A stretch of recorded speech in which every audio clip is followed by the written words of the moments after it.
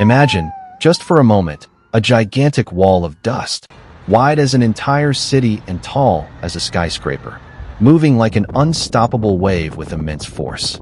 In just a matter of minutes, the blue sky vanishes. The bright midday sun turns orange. Visibility drops to zero. Breathing becomes a struggle.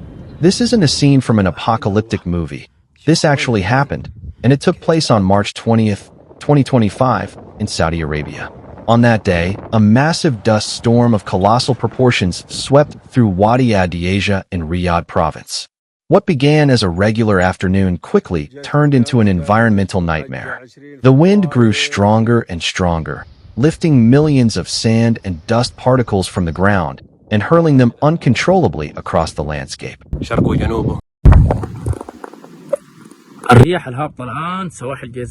Within minutes, entire neighborhoods were swallowed in a thick, suffocating haze. Streets that had been filled with cars and people turned into scenes of chaos. Vehicles were forced to stop as headlights were no match for the dense cloud of dust. Confusion gripped the city. Many began to wonder if they were witnessing the end of the world. Airports shut down all flights. Businesses closed.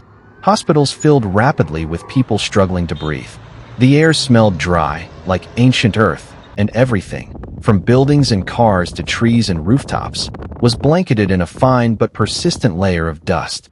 People who happened to be outdoors felt each breath like scraping their lungs with sandpaper. It was pure agony. But this extreme event wasn't an isolated incident.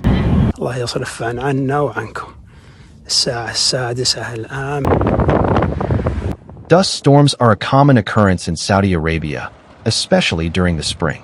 In fact, March is one of the months when these storms happen most frequently. The central and eastern regions of the country, where vast desert landscapes stretch across the horizon, are particularly vulnerable. So, why do these storms happen? The answer lies in a mix of natural and human-made factors. From a natural standpoint, the main culprit is wind.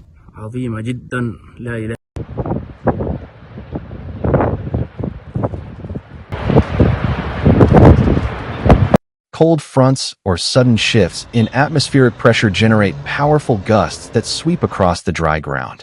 In areas with little vegetation and minimal moisture, the soil becomes extremely fragile.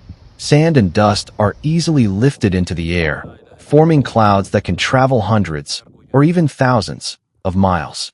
However, nature isn't the only one to blame.